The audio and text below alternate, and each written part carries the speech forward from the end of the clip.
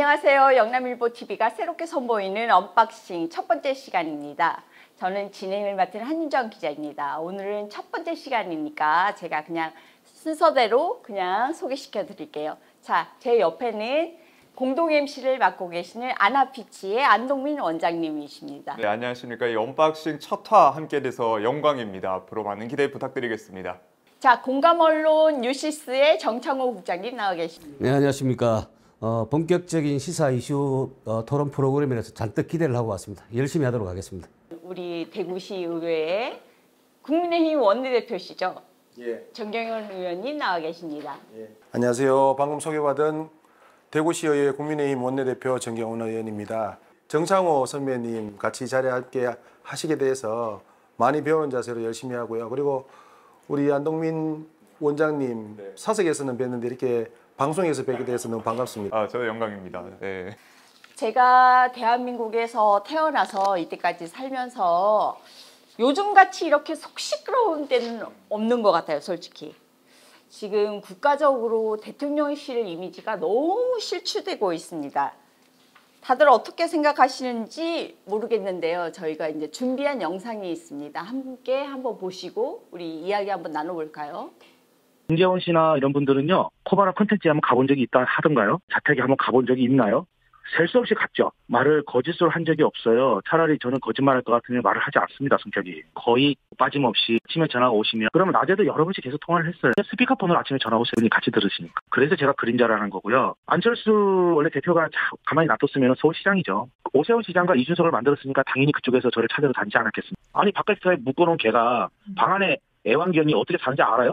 강혜경 씨는 식탁 밑에 강아지라서 윤석열 대통령은 국민의힘에 들어올 생각이 저를 만날 때 제로였어요. 제로. 투자자 대급사가 뭐냐? 국민의힘. 감독이 누구냐? 김정희. 연출은 누구냐? 이준석. 시나리오는 내가 짜줄게. 후보는 연기나 잘하시면 됩니다. 정말 이준석 좋아했어요. 예, 정말 좋아했어요. 그리고 김건희 여사도 이준석 대표를 좋아했어요. 윤핵관들은 지금 한참 뜨고 있는 젊은 당대표 이준석과 한참 뜨고 있는 대선 후보 윤석열이 둘이 합치면 어떻게 되겠어요? 자기들은 평생 아웃사이드였어요, 당에서. 그러면서 어떤 이간질이 들어가고 어떤 오해가 생기고 사가 어디서 또 참지 못할 일이 벌어졌고. 청산 뉴스죠. 말씀을 진짜 잘하시는 것 같아요. 그리고 정치인들의 공통적인 의견이 저분의 말씀에 흡입력이 있다고들 얘기를 하시고, 어떤 분들은 사기꾼이다. 특히 국힘의 당원들은 또 어떤 분들은 아니다, 정치적으로 감각이 뛰어나다, 의견이 분분합니다. 어떠세요? 명태균 씨 본 적이 있으시죠? 글쎄요, 뭐 직접적으로 그 안면을 트고 얘기한 적은 없습니다만은 정치 기자 생활 한 30년 하다 보니 이러저러한 사람들 다 만나게 됩니다. 그리고 제가 봤을 때 그 명태균 씨의 지금 생각해 보면 선거 당시에서 굉장히 사람들이 이목을 끄는 사람이었습니다. 당연히 또 선거에 나오시는 분들은 표를 받아야 되기 때문에 그 표를 견인하는 것들이 여론조사라든지 또 어떤 정치적 인맥 이런 게 굉장히 중요하기 때문에 그런 것을 내세우면서 접근하면 그 사람들이 참 거부하기 힘듭니다. 그런 측면에서 주요 지금 거론되고 있는 정치인들 이름이 거론되고 있지 않습니까? 그분들도 그러한 맥락에서 다 어느 정도 연결이 되어 있지 않나. 그리고 그 이후에 그 연결고리가 뭐 어떤 이유에서든지 간에 무슨 불협화음이 생겼기 때문에 지금 오늘날 이렇게 대한민국을 그야말로 뒤흔드는 그런 어떤 게이트 수준의 이런 논란이 일어나고 있는 건데요. 그 사람에 대한 평가보다 그 상황에 대한 평가를 하는 게 훨씬 더 중요하다고 생각합니다. 어떻습니까? 국힘 내 분위기가.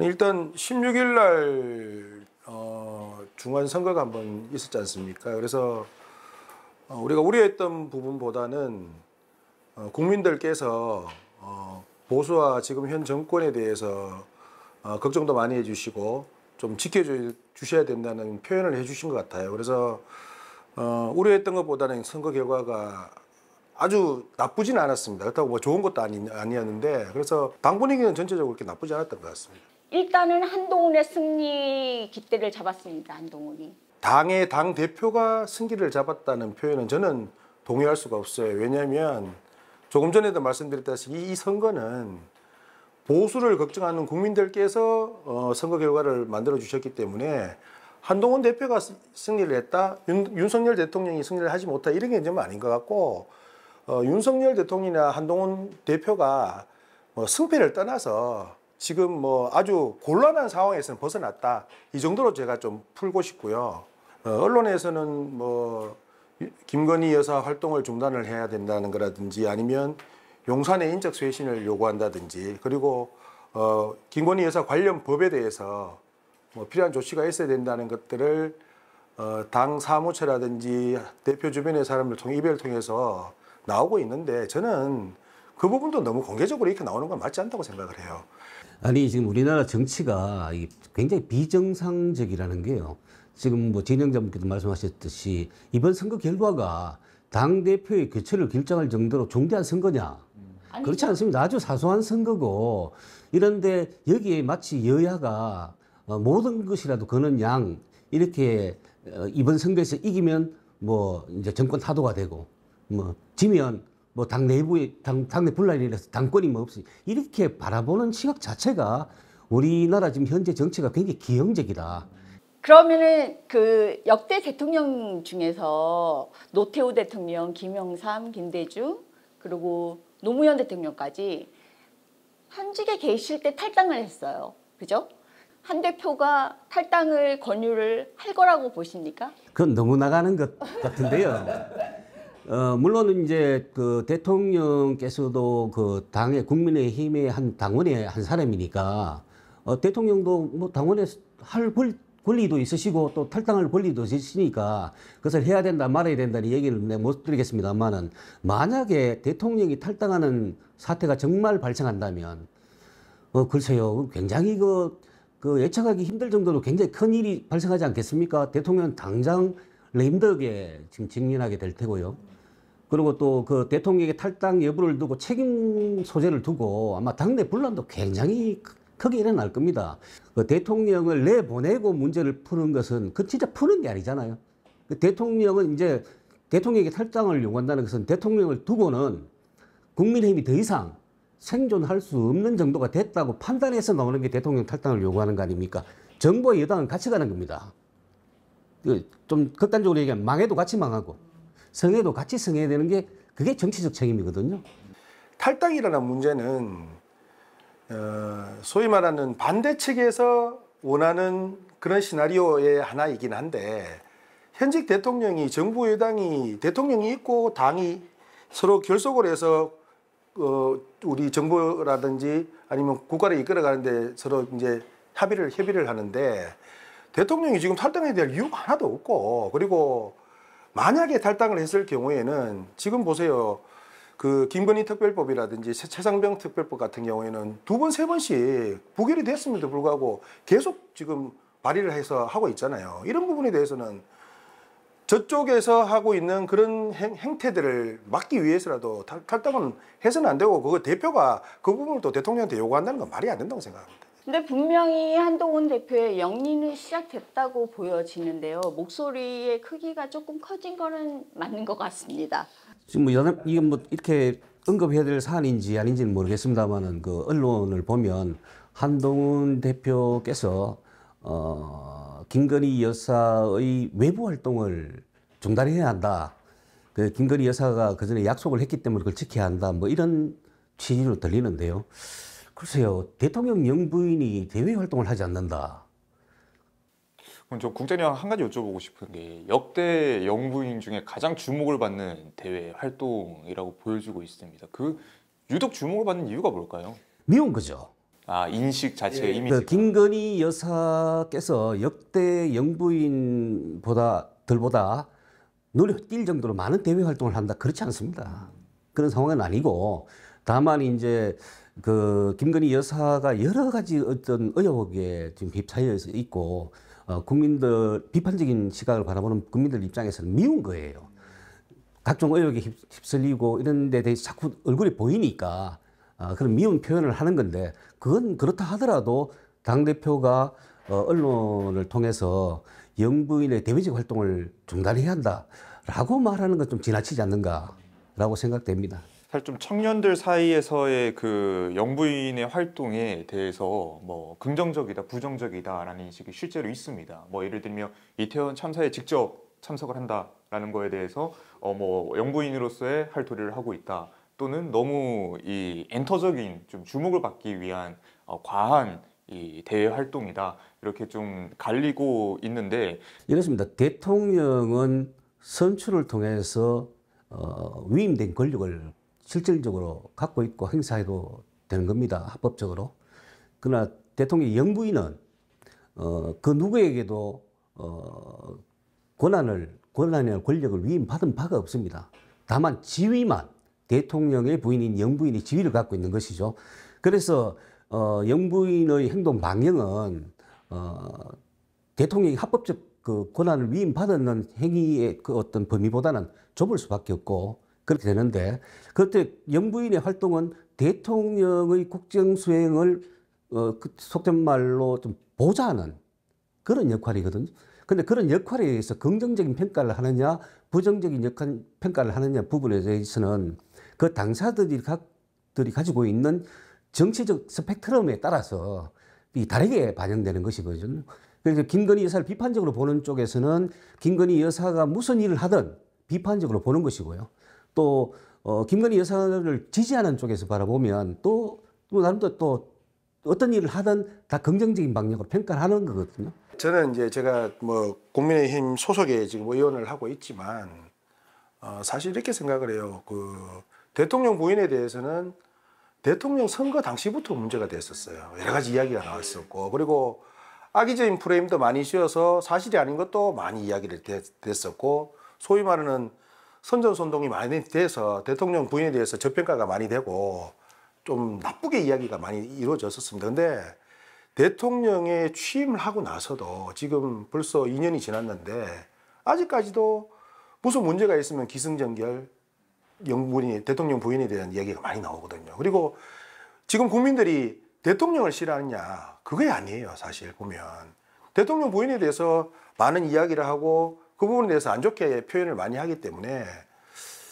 우리 정창호 선배님께서 대통령 부인에 대해서 요즘 영부인이라는 표현을 잘 안 쓰니까 대통령 부인에 대해서 어느 정도의 역할을 하셔야 된다 말씀을 하시는 부분은 저는 뭐 동의합니다. 그래서 아까 말씀하셨던 뭐 복지 문제에서 가서 사회봉사활동이라든지 그 마포대교 건도 그래요. 그 부분도 뭐 관심을 가지고 계시니까 그거에 대해서 이제 한번 나가 보실 수는 있는데 뭐 그거에 대해서 또 일부 악의적인 프레임을 씌우는 사람들은 왜 그 나가느냐 또 아니면 교통 통제를 하지도 않은 교통 통제를 왜 하느냐 이런 식으로 좀 몰고 간다고요. 근데 그럼에도 불구하고 지금 대통령 부인에 대해서 너무나 이야기가 많이 나고 하기 때문에 소위 말하는 공개적인 활동은 조금 자제해 주시는 게 나는 안 맞나. 이 여러 가지 논란 중에 이 검찰의 불기소 처분, 이 도이치 주가 조작에 대한 불기소 처분입니다. 대통령 배우자의 도이치모터스 시세 조종 가담 의혹 사건과 관련하여 지금까지 수사한 결과를 말씀드리겠습니다. 피의자의 계좌와 자금이 권모 씨의 범행에 활용된 것으로 판단하였습니다. 지금까지 수사를 통해 확인된 증거 관계 및 관련 법리를 종합할 때 피의자가 주범들과 시세 조종을 공모하였다거나 그들의 시세 조종 범행을 인식 또는 예견하면서 계좌 관리를 위탁하거나 직접 주식 거래를 하였다고 보기 어려워 금일 피의자에 대해 혐의 없음 결정을 하였습니다. 최모 씨 등 계좌들에 대해서도 혐의 없음 불입금 결정을 하였습니다. 그 먼저 프로그램 모두에 그 한유정 진행자께서 이날에 태어나서 이토록 시끄러운 적이 있었냐라고 언급을 하셨는데요. 저도 말씀드렸습니다만 30년 정치 분야 기자 생활하면서 대통령 부인이 이렇게 논란을 일으킨 적은 저도 제 기억에는 이게 처음인 것 같습니다. 도이치 주가 조작 의혹 사건에 대해서 검찰이 불기소 처분을 했는데요. 3년 만에 결정이죠. 그런데 좀 특이점이 좀 있습니다. 그 검찰 안팎에서는 그 검찰의 결정에 대한 어떤 정당성 또 이런 것을 또 얻기 위해서는 수사심의위원회를 거치라고 하는 목소리가 안팎에서 많았습니다. 그런데 수사심의위원회를 거치지 않았어요. 대신에 대검에서 내부 의견을 조율하는 레드팀을 운영해서 이제 그 불기소 결정을 했는데요. 이 불기소 결정에 대해서 누가 긍정적으로 바라보겠습니까? 감성적으로는 그렇다는 것이죠. 법적으로야 검찰의 말대로 김건희 여사가 주가 조작에 직접적 개입했다는 증거가 없기 때문에 불기소한다는 것인데요. 우리나라에는 법 감정이라는 게 있습니다. 앞서 명품백에 대해서도 수사심의회를 거쳤습니다만은 불기소 처분을 했지 않습니까? 처음에 명품백에 대한 의혹이 제기됐을 당시에 좀 속도감 있게 대국민 사과를 하고 진정성 있는 행동을 보였으면 오늘날 지금 현재처럼의 김건희 여사를 둘러싸는 의혹이 이렇게까지 확대되지 않았을 거라고 생각하는데요. 이번 검찰의 도이치 주가 조작 의혹 사건에 대한 불기소 역시 사태의 종결이 아니라 사태에 또 다른 기름을 붓는 그런 것이 되지 않을까 하는 우려가 많습니다. 실제로 또 최상병 특검이 이번 네 번째입니까? 임성근 사단장에 대한 구명 운동에 김건희 여사 측 라인이 인사가 포함되어 있다는 그 사실을 규명해야 된다는 내용이 오히려 더 강화된 조건으로 지금 들어가서 네 번째 발의가 됐는데요. 이러한 것들이 이번에 도이치 사건 주가 조작 의혹 사건 불기소하고 겹쳐져 보인다는 게 저만의 문제일까요? 이 다수의 국민들이 그렇게 겹쳐 보인다면 김건희 여사를 두고 일어나는 이런 일련의 논란은 절대로 숙지지 않고 오히려 더 김건희 여사가 오히려 더 어려운 형편으로 치닫게 되는 새로운 동력이 되지 않을까 이렇게 내다봅니다. 톡 보셨죠? 자, 여기서 국장님, 저거 딱 보시는 순간 어떤 생각하셨어요? 아, 큰일 났구나. 분명히 이걸로 논란은 진짜 크고 이게 이제 시작일 거다. 이게 끝이 그죠, 국장님? 지금 그 카톡 제일 논란이 되는 그거 아닙니까? 그 카톡 안에 오빠라는 명칭인데요. 이 오빠가 누구일까? 지금 현재는 뭐 대체적으로 돌아가는 분위기는 그 오빠라는 대상자가 윤석열 대통령이 아니라 그 친오빠인 것으로 되는데요. 친오빠라 하더라도 그 비선 논란을 또 일으키지 않습니까? 그래서 이런 명태균이라는 분의 한 분의 어떤 그 처신으로 인해서 참 나라가 많이 혼란해진다 이런 생각이 들고요. 또 이런 분들과 또 그 유력한 정치인들이 어울릴 수밖에 없는 대한민국의 정치 풍토, 이것도 참 문제가 있지 않나 이런 생각이 듭니다. 저희 이제 시장님께서 저희가 홍준표 시장님이시니까 명태균 씨가 대구시장으로 이제 출마하셨던 김재원 의원, 전 의원부터 시작해서 홍 시장 이름을 자꾸 거론해서 저희가 집중을 안 할 수가 없어요. 그냥 넘어갈 수는 없는 문제고 해서 같이 우리 영상을 한번 보시고 이야기 나누실게요. 홍준표 대표님 좋아해요. 윤석열이를 네. 또 올려갖고 예. 홍준표보다 한 2% 앞서게 해줄 수 있어. 홍보다 더 나오게 해야 됩니다. 알겠습니다. 외부 유출하니까. 그때 김정일 위원장님하고 홍 대표를 30년 만에 만나서 화해하는 자리도 거기에 배석하고 제가 만들어드렸어요. 홍준표 대표 쪽에서 그 캠프와 관련 있는 사람이 의뢰를 했어요. 김종인과 그 이준석 대표, 그 다음에 김영선 의원 세 사람이 명태균을 소개했고 대선 때 도움을 받았다. 그렇게 한마디 하면 끝이요. 내가 하는 말은 법적은 내가 책임지고 내가 알아서 한다니까. 그거나 내가 제가 있으면 제일 받으면 되는 거고. 고발장 써놨는데 접수를 해야죠. 그 접수를 해야지. 써놨습니다. 이거 오늘 고소할 겁니다. 이렇게 해야 되는 거 아니에요? 김재원이 오늘 명태균을 오늘 고발할 겁니다. 이라대. 왜 고발을 못해? 오세호이도 고발해보지. 희한한 일이 벌어질 건데. 명태균 씨의 음성으로 웃음소리까지 들어봤습니다. 자, 녹취록을 들어보면 강혜경 씨하고 여론 조작의 의혹이 담겨진 저기에 홍 시장님이 거론되고 당시에 이제 홍 시장님이 그때 1위를 달리고 있었습니다. 홍준표보다는 2% 올려라이 라고 얘기를 하시는데 어떻습니까?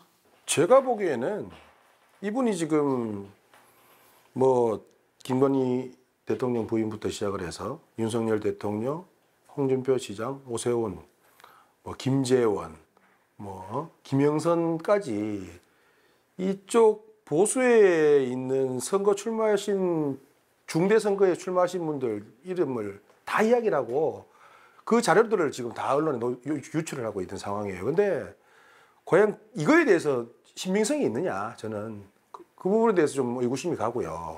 그리고 제가 뭐 대구시에 있으면서 홍준표 지금 시장님하고 같이 일을 하고 있지만 홍준표 시장님 같은 경우에는 굉장히 좀 사건에 대해서 담백하게 표현을 하시는 스타일이거든요. 근데 언론에는 어떻게 났습니다는 모르겠습니다만 페이스북을 보면 페북 정치를 많이 하시니까 페이스북을 보면 처음에는 선거 브로커에 대해서 상종을 하지 않겠다 하시다가 이틀 전에는 더 이상 이야기에 대해서 거론을 하지 않겠다 이렇게 페이스북에 올라왔더라고요. 근데 그분이 의뢰를 했는지 안 했는지는 뭐 그분이 이제 이실직고를 했다고 표현이 되어 있으니까. 근데 그 내용은 즉슨 캠프에는 그분이 이제 들어와서 관여가 된 게 아니라 외곽 조직에서 여러 사람들이 돕는 사람 중에 하나였는데 그렇게 해서 이제 뭐 명태균하고 이렇게 연결이 된 것 같다고 표현을 하셨어요. 그래서 저는 그 부분에 대해서는 홍준표 시장이 지금 하시는 말씀에 대해서는 저는 뭐 100% 지금 확실하다고 생각을 하고 있고, 이 부분에 대해서는 뭐 홍준표 시장님 같은 스타일로 봐서는 크게 뭐 신경을 안 쓰실 것 같아요. 예, 그렇게 보고 있습니다. 근데 명태균 씨가 약간 그 발작 버튼이라고 하잖아요, 요즘 말로. 자기가 무시당한다고 생각하시면 바로 반격을 하시는데 김재원 때문에 나는 이걸 풀겠다고 하셔서. 우리 명태균 씨가 지금 쏟아내고 있는 여러 가지 카톡이라든지 말이라든지 우리 전 의원님께서 말씀하셨듯이 과연 그 믿을 수 있는 수준인가에 대해서는 좀 저도 좀 의문을 갖고 있고요. 이분이 제가 알기로는 몇몇 형사 사건에 이제 연관이 돼 있었고 또 그 실형도 받은 적이 있으신 분으로 알고 있으신 분으로 알고 있는데, 이분이 지금 쏟아내고 있는 여러 가지 발언들 보면 현실 세계에서는 좀 맞지 않는 듯한 내용들이 좀 많습니다.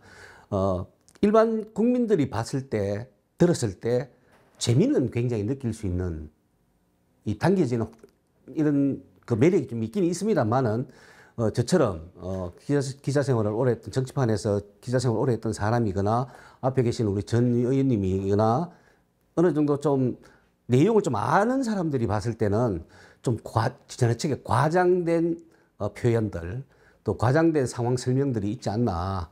물론 뭐 명태균 씨가 주장하는 모든 일들이 뭐 거짓이다 이렇게 하는 건 아닌데, 있었던 일을 좀 부풀리거나 또 좀 사실관계를 좀 뒤틀거나 이런 게 있지 않겠어요? 그 정작 문제는 그게 아니라 지금 오세훈 시장도 있고 홍준표 대구시장도 있고 또 뭐 여러분이 계십니다만은 이분들이 아까 그 영상에도 잠시 나왔습니다만은 왜 고발을 못하냐? 자신 있으면 고발해보라. 당신들이 뭐 좀 깨름칙한 게 있으니까 고발하지 못하는 것 아니냐, 이런 지금 입장을 취하고 있거든요. 예. 그래서 그 홍준표 대구시장의 표현대로 쓰다면 피해자가 오히려 전전긍긍하고 뭔가 수세에 몰리는 듯한 이런 이상한 지금 상황이 생겼는데요. 사법당국이 미리 뭐 기획수사까지는 아니라도 인지수사라는 것도 있지 않습니까?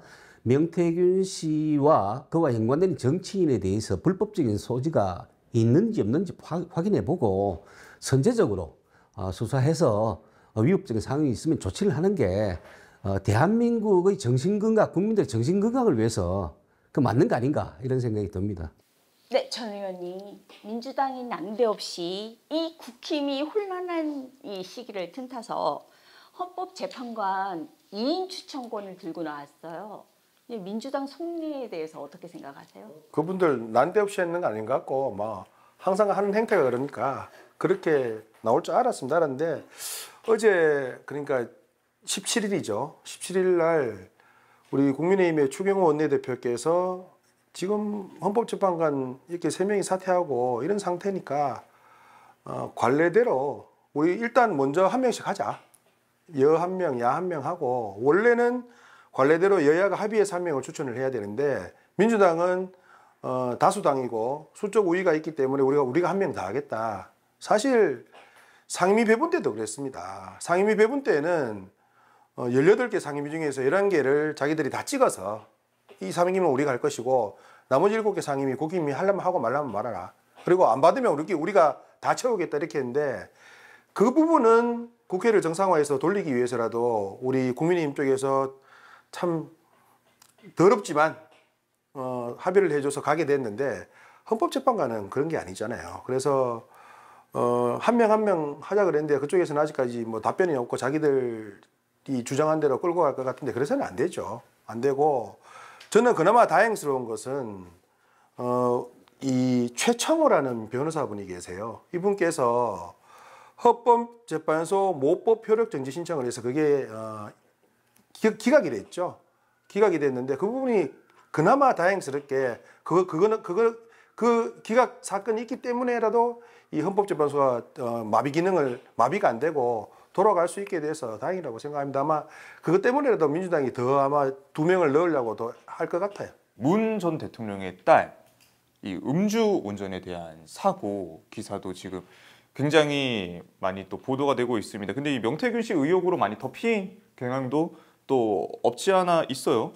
그 국장님, 이게 기사가 또 다른 기사로 덮는다라는 게 정치 쪽에서는 많이 쓰는 수법이다라고 하는데 이게 실제로 또 효과가 있고 또 이루어지나요? 이 언론에서는? 그만큼 많은 이슈들이 발생하고 있다 이렇게 보는 것이고요.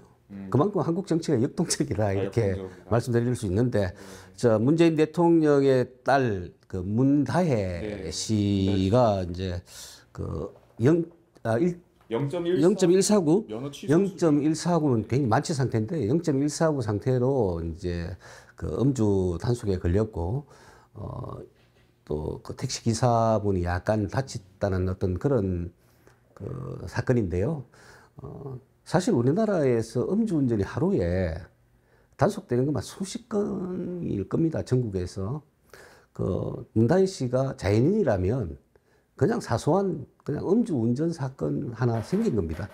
그런데 얼마 전 가수 김호중 사건에서 봤듯이 우리나라 일반 국민들이나 일반 사람들은 우리보다 좀 유명한 사람, 우리보다 좀 그 권력을 많이 가진 사람, 또 우리보다 좀 더 많은 돈을 가진 사람에게는 도덕적인 잣대가 좀 엄격하게 적용되기를 기대하는 그런 심리가 있습니다. 그래서 대중들이 절대적인 사랑을 받고 있는 김호중 씨가 음주운전을 하고 그것을 듣기 위해서 거짓말을 하고 했던 부분에 대해서 상당히 좋지 않는 여론, 비난 여론이 발생한 것이고요.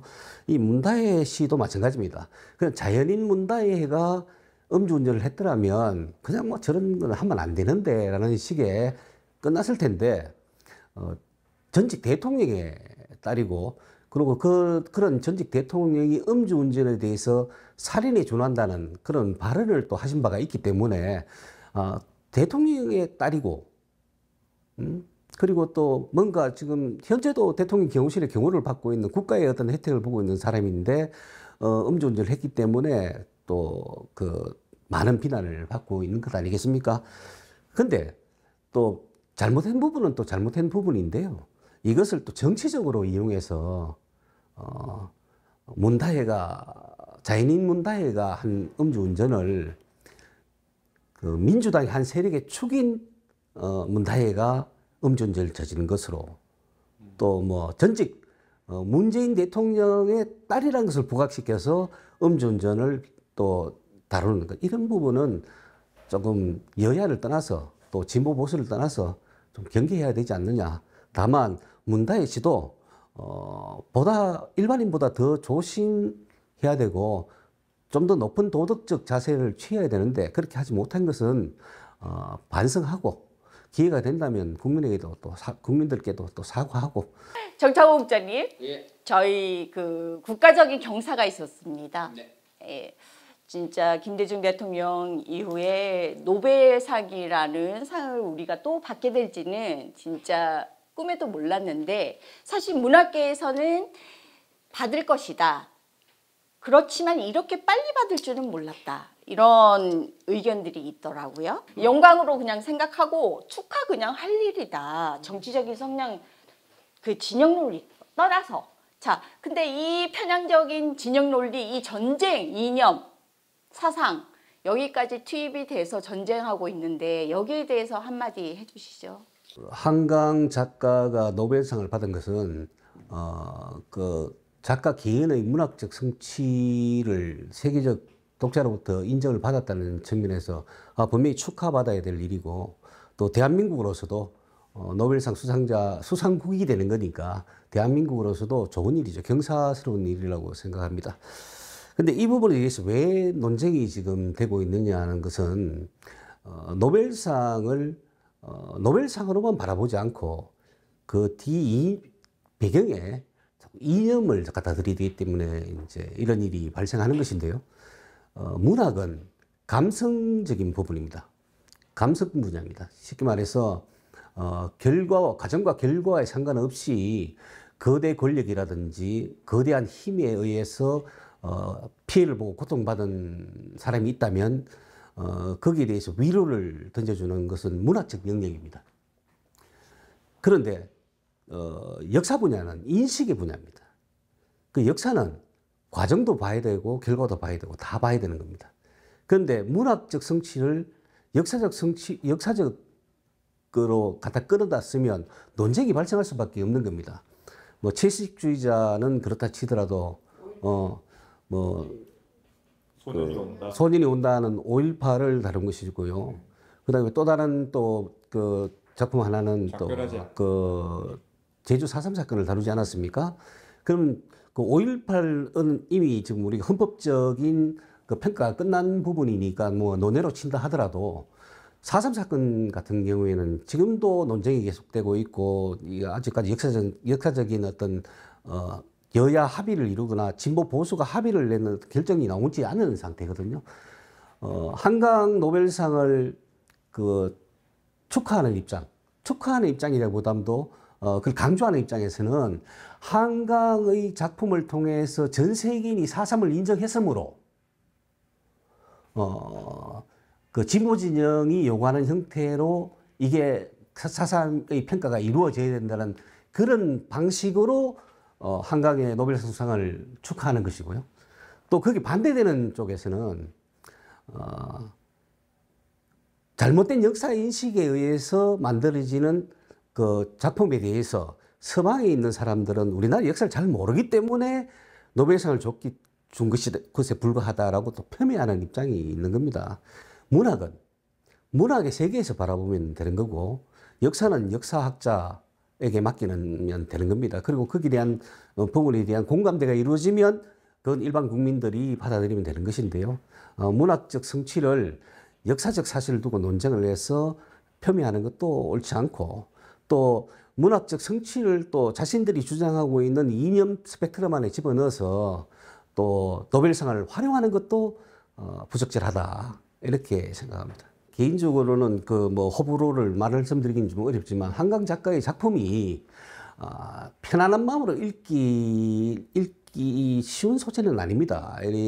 채식주의자도 그렇고요. 이렇게 책을 한 장 한 장 넘기는 게 이렇게 쉽게 넘겨질 수 있는 그런 작품은 아닙니다. 그렇지만 그건 제 개인의 취향이고요. 전 세계가 어찌됐든 학문적 성취를 인정했기 때문에 노벨상 수상자가 된 것 아닙니까? 이 자리를 빌어서 한강 작가에게 축하드리고요.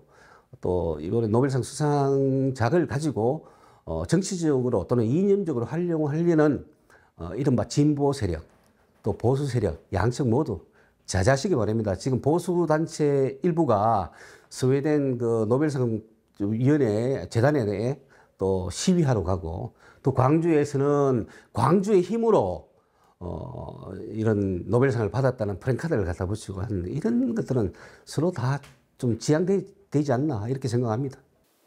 자기 얼굴에 침 뱉기 아닌가요? 저는 그렇게 생각합니다. 자, 오늘 첫 시간이었는데요. 소감 한마디 간단히 하시죠. 아니, 오늘 뭐 참 재미있고 유익하고 그렇지만 걱정도 많이 되고 풀어야 될 숙제도 많은 그런 시간이었던 것 같습니다. 오늘 정창호 우리 선배님 많이 배우고 그리고 오늘 여러 가지 이슈를 다루는 자리에서 이야기하게 돼서 오늘 대단히 영광스럽게 생각합니다. 감사합니다.